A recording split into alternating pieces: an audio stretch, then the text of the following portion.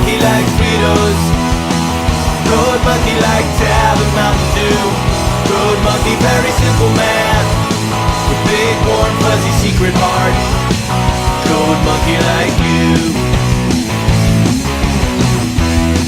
Road monkey like you.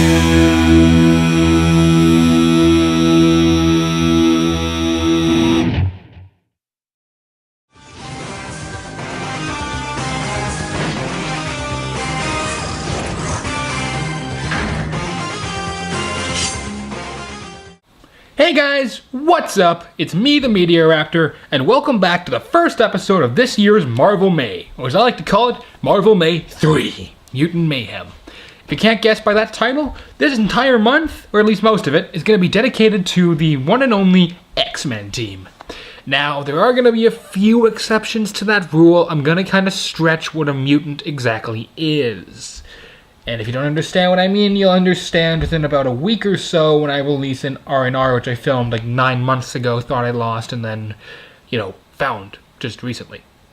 It's on a Marvel movie, and I'm counting it as a actual mutant sort of thing. You'll understand when you see it. So anyhow, you guys, I figured what better way to kick off the third annual Marvel May than with the 2000 awesome mutant movie that arguably started the entire whole Marvel, may have started Marvel's entire superhero crusade, X-Men. Yeah, something I love about these old DVDs, which I really wish Blu-ray would do better, is not only were they I like the whole foil, like the foil on them, but they had really cool designs when you opened them up. Like this one, essentially when you look at it, it's essentially it's all the main X-Men. You got Magni, Storm, Mist, and Wolvie. Storm and Sabe. So yes, I understand. Oh, and there's also Cyclops in here. But they also, so I'm just talking about this for a minute, because I just think this is kind of fun in a way. How it used to be, and how they used to have these little, look inside for, like, savings sort of things when you could, like, buy other DVDs. I'm just curious what actually is in here. VHS. It's been a while. Wow. Star Wars Episode 1 on VHS. Sound of Music. X-Files 2. Anyhow, let's talk about the actual movie. Man, I'm trying to remember if this was the first Marvel movie I ever really saw. And that sounds about right, yet it also doesn't sound right. Hang on, that's the one downside. These things are obnoxious to put back in. It sounds about right because when I was about, how old would I would have been? Would have been around 8-ish. My brother had a friend over and the two of them started watching it and I came downstairs and joined them, to their annoyance obviously, but yeah, I kind of sat down and this was the first Marvel movie I think I watched. Now, the first Marvel movie which I intentionally sat down and watched was Iron Man, but I'm not here to talk about Iron Man, I'm here to talk about the X-Men, or at least the X-Men movie. So, yeah. I think what also made that kind of a big deal for me at the time was the fact that it was the first, I think maybe one of the first PG-13 movies I've ever seen. I really didn't watch it for a long time after that. In fact, I remember intentionally watching X2 and X3 before watching the first X-Men movie. I don't know why. But I kinda do now after rewatching it for Marvel May. You see, X2, X-Men United, and X-Men 3, The Last Stand are better movies than X-Men. Now, the thing is, I'm gonna kind of list off a bunch of problems that this movie has. Most of these problems, though, are not deal breakers and are not even really that big a deal that I'm gonna have to say you can't watch the movie. It's a great movie on its own. The thing is, though, it's one of Marvel's earliest movies. So, of course, they are very, careful with what they did. They didn't really... Well, the big complaint is there was not, they didn't want, with the Fantastic Four movies. Oh, those were the first Marvel movies I saw. Man, I can't believe I actually enjoyed those at the time. They didn't want the characters in their original costumes because, yellow spandex would look kind of funny. And in this movie, while subsequent films often would focus more on Wolverine and his adventures, this movie, you could easily argue, had more to do with Rogue, at least for the first bit. Essentially, the plot was Rogue is kind of just running for her life at this point.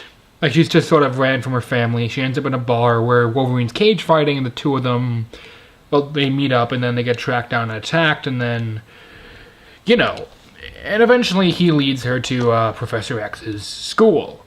And along the way, we meet up with Magneto, Mystique, and Sabretooth, who essentially believe humans need to be completely destroyed. I'm not gonna lie, I actually kind of like this plot compared to a lot of plots we get nowadays in comics and in movies. And in comic movies, because stuff like this and the Deadpool movie, it had a very simple plot, and that's really all they needed. Take a look at X-Men Apocalypse. They're trying to do, like, the Dark Phoenix saga, continue the events of Days of Future Past, and do the whole Apocalypse saga in one movie. Really, this movie tells a great story, it's a great origin story, and it could easily, it's a great comic story, and it tells the whole thing in just over an hour and 40 minutes. And it's entertaining, which is the most important thing to me. But as I said, yes, since this is the first movie, you kind of have to sit through some scenes of the characters talking about their past and all that. However, the movie isn't, you know, overly long with those scenes. In fact, it's actually very quick and concise most of the time. But it also still is interesting enough to get you to care. The only character I really kind of felt like I didn't like that much, well, there's three of them. Sabretooth, because he was not meant to be a likable character. Storm, and I'll get to why in a minute. Sorry. And Cyclops. But that has more to do with the fact that Cyclops, across all the movies, has never really been the best character. And I can kind of explain why in just a second. The thing about Cyclops is he's technically supposed to be the leader of the X-Men. He's terrible at it. But that's none of my business. Did I really just do that? Whatever. And I understand they kind of wanted to make all these characters strong yet flawed. And I think that makes for a good movie. It's not just giving us characters who either are all gung-ho or all so flawed you can't root for them. However, they seem to forget the most important part of what they were trying to do with Cyclops, is they have to make him into a good leader. They don't. So, yeah. But I will say, though, I like Magneto either when he's working with the X-Men or when he's a villain. I think he works a little bit better as a villain because it kind of gives someone, for Charles' extreme knowledge to play off of. Someone who's smart like him, and yet someone who also is able to kind of challenge his level of intellect, and yet is as ruthless as he is, but at the same time is as civilized as he is. It just to me makes an interesting idea. Yeah. Wolverine is still a great character. Like, all the other characters are actually pretty good for this being their very first movie.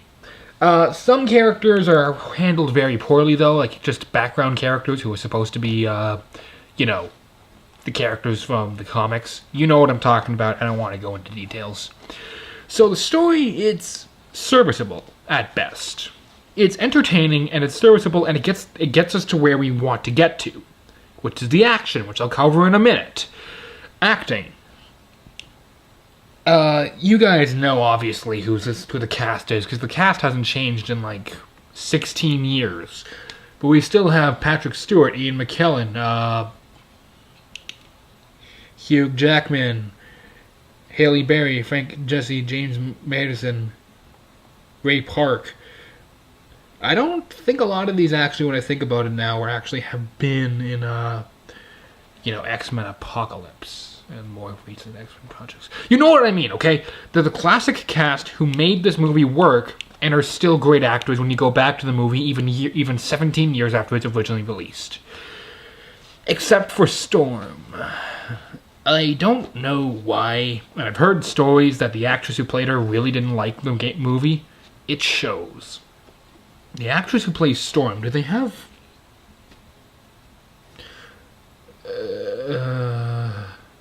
Hang on, I'm sorry to do this.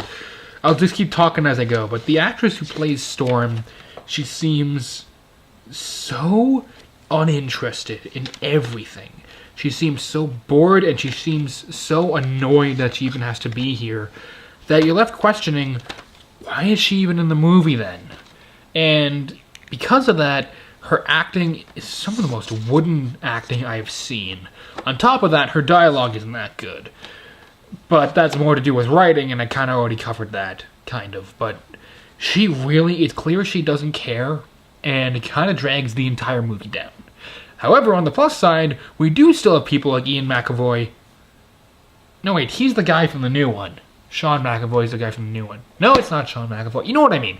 We have Patrick Stewart, Hugh Jackman, Ian McKellen. We still have all the people who actually try and who actually enjoy being in this movie, like I totally would, doing their best. And even 17 years after the movie was made, it's still great. Now we get to the part that's going to be a little hard to talk about. For the next 3 episodes, you're going to hear me say this more than once, probably. And it's always going to be about the same thing. The special effects. Hang on.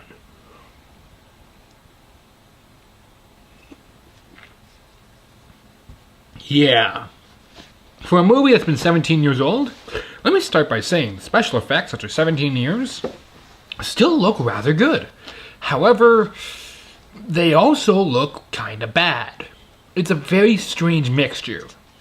See, in the year 2000, I can understand that they were probably able to get away with doing some sort of lower level effects, and people would still think it was amazing because in 2000, it was kind of a big deal to have a comic book movie being made this big on this big a scale.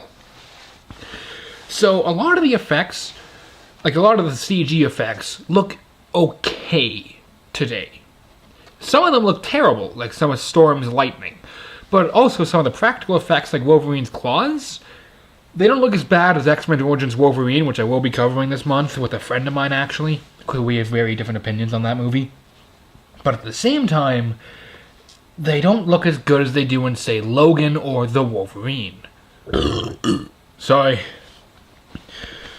I just dropped the movie. Anyhow, so the effects, I can talk about the good and the bad. I'm just going to do it real quick, because I don't want this review to go on forever. The costumes look great. 17 years later, the costumes still look great, and a lot of the original designs are reused in the later movies and even in the more recent movies. Practical effects like makeup and stuff like that, it's fine. What do you expect? The sets look great. This green screen, and whatever parts of the green screen I couldn't really tell, look great. CG, it's about half and half. I already talked about it. Music, fine. Camera work, fine. All the practical stuff you'd expect is fine. Because it's a big budget movie from Fox, and it's a Marvel movie on top of that.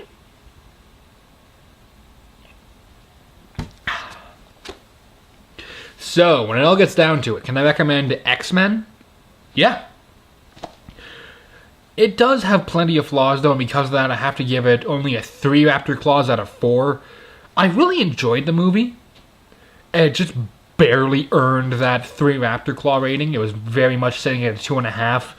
But then I also remembered, the scenes of Wolverine beating up on people and stuff, and thought that was cool. So I decided, you know what, because of Wolverine's awesomeness, I'm giving the movie 3 claws. Like Wolverine! Hey-oh! Anyhow, so yeah, I can recommend it if you're a fan of comics, if you're a fan of X-Men, if you're a fan of action movies. The movie suits to a lot of people. And unlike Logan and Deadpool, it's not overly dark. So, yeah, I wouldn't say it's a kid's film exactly. But at the same time, considering the fact that kids out there are playing Call of Duty, who am I to judge? So yeah, thanks for tuning in to the very first episode of Marvel May 3, Mutant Mayhem. Until next time, you guys, this is the Media Raptor saying keep cool, and I will see all you dino dudes around. Later!